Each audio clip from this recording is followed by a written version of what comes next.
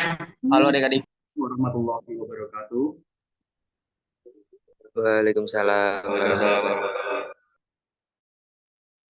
Baik, di sini saya akan menjelaskan beberapa materi mengenai gambar teknik ya teman-teman semuanya. Ah, apa sih gambar teknik itu? Jadi kita tahu bahwasannya gambar teknik itu terdiri dari dua kata yaitu gambar dan teknik. Nah, untuk gambar sendiri itu merupakan suatu alat yang digunakan untuk berkomunikasi secara visual. Dan sedangkan teknik itu adalah cara kerja yang dilakukan secara sistematis dalam mengerjakan sesuatu. Dari kedua arti tersebut kita dapat menyimpulkan bahwasannya pengertian gambar teknik itu adalah gambar yang bersifat tegas terdiri dari garis-garis, simbol-simbol, serta yang memiliki standar tertentu yang telah disepakati bersama. Sehingga dapat menjadi sarana komunikasi visual antara perencana untuk menyampaikan ide atau rancangan yang diusulkan kepada pelaksana di lapangan agar dapat disampaikan dengan baik dan jelas sesuai dengan tujuan. Nah, untuk tujuan pembuatan gambar sendiri itu ada beberapa macam. Yang pertama, itu ada penyampaian informasi, yang dimana gambar itu mempunyai tugas dan meneruskan maksud dari perancang dengan tepat kepada orang yang bersangkutan, seperti kepada perencanaan proses, pembuat produk, pemeriksaan, perakitan, dan seterusnya. Nah, untuk penafsiran gambar dibutuhkan untuk penentuan secara objektif. Yang kedua, itu ada sebagai informasi penting berkelanjutan.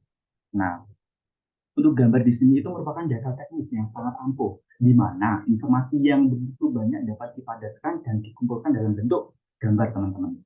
Nah, ketika bagian suatu produk itu diperbaiki, kita dapat melihat gambar untuk menentukan seperti apa sih perbaikan yang dibutuhkan.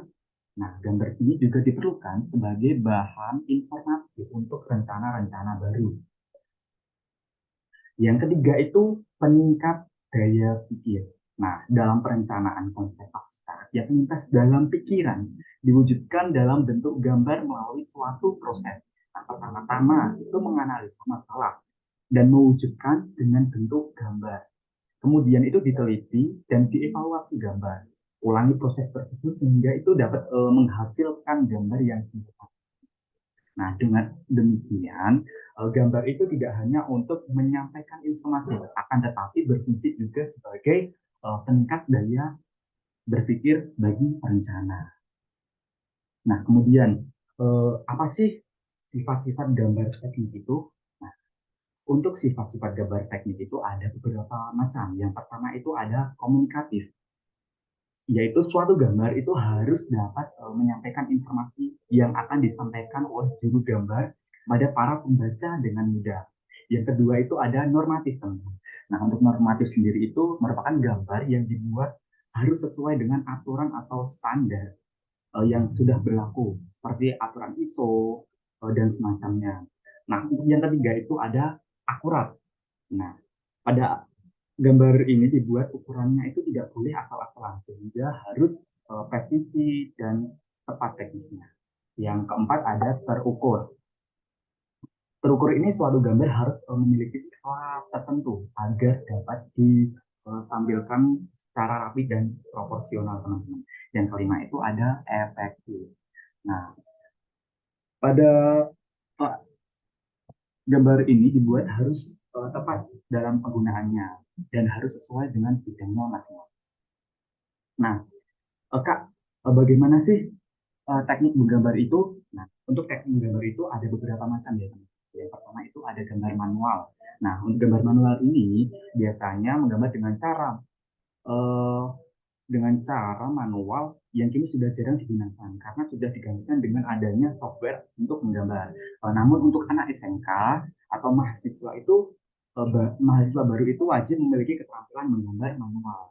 Nah, agar kemampuannya bisa terasa dengan baik dan bisa digunakan pada kondisi-kondisi tertentu. Untuk yang kedua itu ada menggunakan uh, software. Nah, untuk perkembangan teknologi yang semakin pesat di zaman teknologi seperti ini itu menimbulkan suatu kemudahan dalam menggambar teknik. Dengan menggunakan software, pembuatan gambar itu jadi lebih mudah dan tidak perlu ribet dalam mengelola file gambar yang sudah banyak. Dan juga membagikan gambar dengan mudah dalam bentuk softfile, teman-teman. Nah, apa sih jenis-jenis garis itu?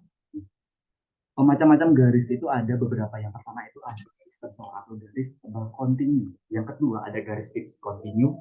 Yang ketiga ada garis kontinu bebas. Yang keempat ada garis-garis gores tipis. Yang kelima itu ada garis sumbu atau garis titik strip. Yang keenam itu garis bebas tipis. Itu teman-teman. Nah, untuk materi selanjutnya, eh, di teknik mesin itu juga ada beberapa jenis gambar ya teman-teman. Yang pertama itu ada gambar arsitektural. Nah, untuk arsitektural ini biasanya juga digunakan untuk jurusan teknik sipil, arsitektur, teknik mesin, seperti itu. Yang kedua itu ada gambar proyeksi. Nah, untuk di teknik mesin sendiri itu menggunakan gambar proyeksi teman-teman. Di gambar proyeksi ini ada dua macam. Yang pertama itu proyeksi Eropa dan proyeksi Amerika.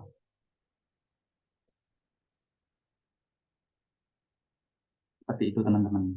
Untuk proyeksi Eropa sendiri itu proyeksi yang meletakkan gambar pandangan depan itu di kuadran pertama dan gambar pandangan samping kiri itu di kuadran kedua dan gambar pandangan atas itu di kuadran ketiga. Sedangkan proyeksi Amerika sendiri itu merupakan gambar proyeksi yang meletakkan gambar pandangan depan itu di kuadran kedua, maaf di kuadran ketiga dan gambar pandangan atas di kuadran kedua dan pandangan samping itu di kanan atau kuadran ketiga. Seperti itu.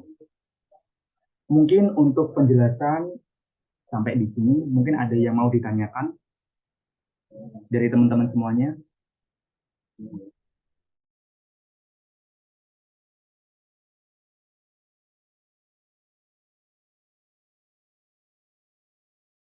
Bisa raise ya teman-teman semuanya.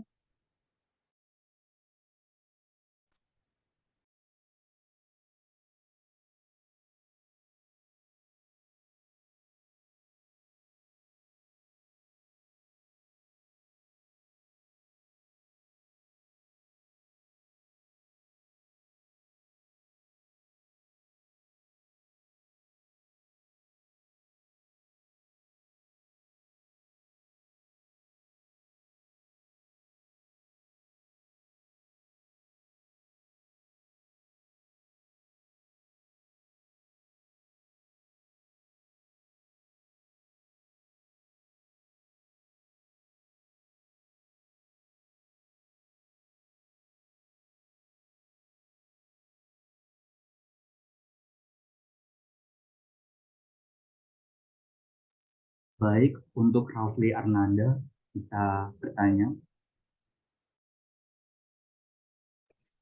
Baik, terima kasih. Perkenalkan, nama saya Rafli Arnanda dari jurusan Teknik Mesin. Yang saya tanyakan adalah apa yang dimaksud garis tebal kontinu, garis tipis kontinu, dan garis bebas kontinu. Terima kasih atas jawabannya. Baik, terima kasih untuk Rafli Arnanda. Untuk jawabannya saya tampung dulu ya. Kemudian untuk Latifah bisa bertanya. Oke, izin bertanya. Sebelumnya, perkenalkan nama saya Latifah Sela dari jurusan Teknik Mesin. Minta tolong bisa dijelaskan apa saja macam-macam dari gambar proyeksi. Terima kasih. Oke, baik. Untuk jawaban akan saya tampung dulu. Mohon maaf, pertanyaan akan saya tampung dulu.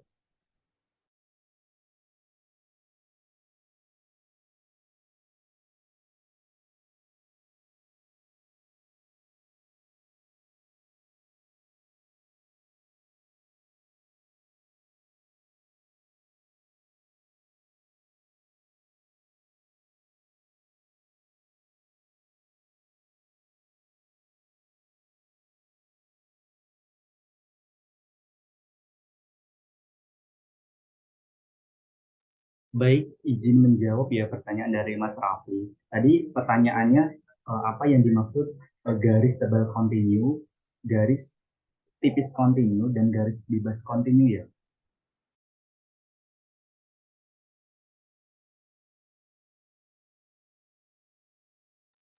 Iya, Benar Mas Raffi? Benar. Oke, baik. Untuk garis tebal atau garis tebal kontinu itu merupakan suatu garis yang dimana itu untuk membuat garis tepi dan garis nyata lainnya. Seperti halnya membuat eh, garis tepi di bagian samping gambar itu nanti buat etiket juga seperti itu. Nah, untuk garis tipis kontinu itu biasanya digunakan untuk garis-garis ukur arsir dan garis proyeksi serta garis bantu lainnya. Nah, itu seperti membuat nama juga seperti itu. Nah, untuk yang ketiga itu garis kontinu bebas ya. Nah, untuk garis kontinu bebas ini biasanya digunakan untuk garis batas dari pemotongan sebagian. Mungkin itu apakah bisa diterima, Mas Rafli?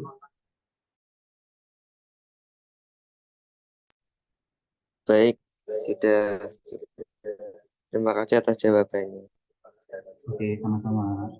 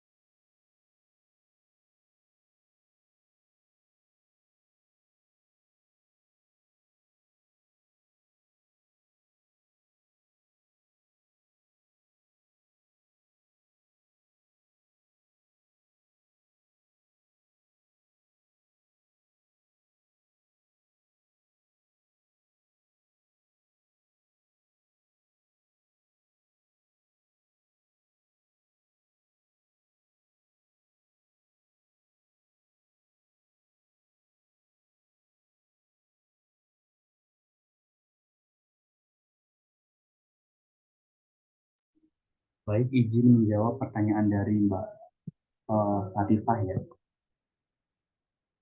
Tadi kan bisa dijelaskan macam-macam gambar proyeksi itu apa aja.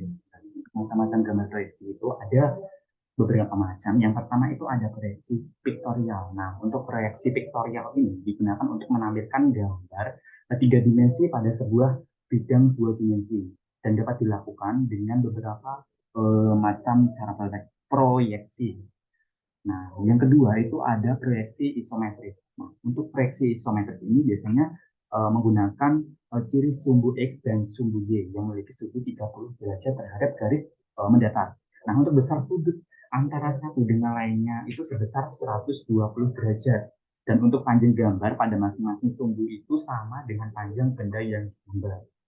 Yang ketiga itu ada proyeksi dimetris.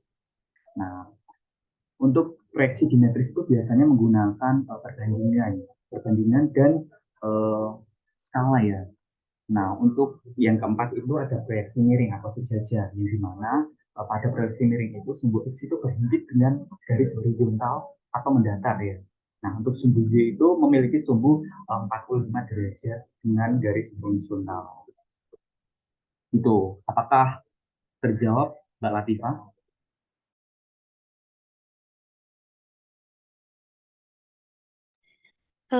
Cukup terjawab dan cukup jelas juga. Terima kasih atas jawabannya. Baik, terima kasih Mbak Latifah. Mungkin saya akan buka sesi satu lagi pertanyaan. Apakah ada yang ingin bertanya?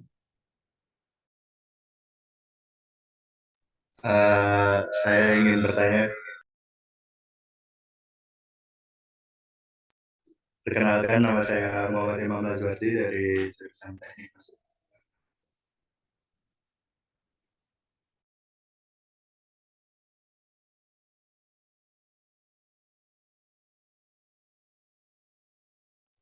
Pertanyaan saya, apa saja yang ada di dalam etiket? Mungkin bisa diulangi, Mas. Soalnya itu kayak bertujukan. Pertanyaan saya, apa saja yang ada di dalam etiket? Pertanyaannya itu apa aja yang ada di dalam etiket ya, kayak isi-isinya seperti itu ya. Baik, untuk pertanyaannya saya tambahkan dulu ya teman-teman semua.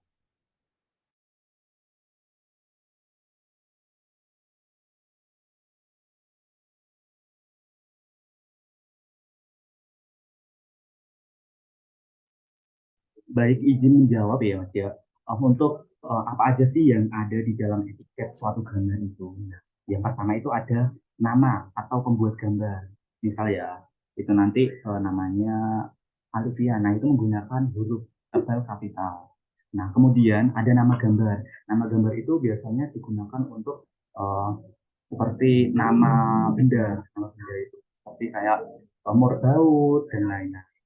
Yang ketiga itu nama instansi, departemen atau sekolah. Nah, di nama instansi ini biasanya itu menggunakan eh, kalimat PTM UNES atau Teknik Mesin UNES seperti itu. Yang keempat itu ada nomor gambar. Nah, nomor gambar itu biasanya itu kayak tugas ya, teman-teman. Tugas seumpama ini hari pertama, tugas pertama berarti nomornya nomor titik 01. Nah, kemudian itu tanggal menggambar atau selesainya gambar. Nah, biasanya itu semisal di tugasnya itu muncul tanggal 22 ya ditulis tanggal 22 seperti itu. Kemudian ada tanggal diperiksa gambar dan nama yang memeriksa. Nah, biasanya itu dari dosen ya teman-teman. Dan nanti untuk tanggalnya itu menyesuaikan dosen saat memeriksa gambar kita. Kemudian itu ada ukuran kertas gambar yang dipakai. Nah, biasanya itu pakai skala seperti 1:1, 1:2, 1:3, dan seterusnya. Yang kemudian itu ada proyeksi yang dipakai pada gambar tersebut. Untuk proyeksi sendiri itu tadi yang saya jelaskan di awal itu ada proyeksi Amerika atau proyeksi Eropa seperti itu. Kemudian yang terakhir itu ada satuan ukuran yang digunakan. Itu teman-teman. Apakah sudah terjawab, Mas? Sudah terjawab. Terima kasih sudah menjawab pertanyaan saya. Baik. Oke, terima kasih buat teman-teman semua yang sudah gabung pada apa pada kegiatan pada malam hari ini. Semoga apa yang saya sampaikan dapat masuk di pikiran teman-teman semuanya. Dan terima kasih saya ucapkan selamat malam. Wassalamualaikum warahmatullahi wabarakatuh. Waalaikumsalam warahmatullahi wabarakatuh.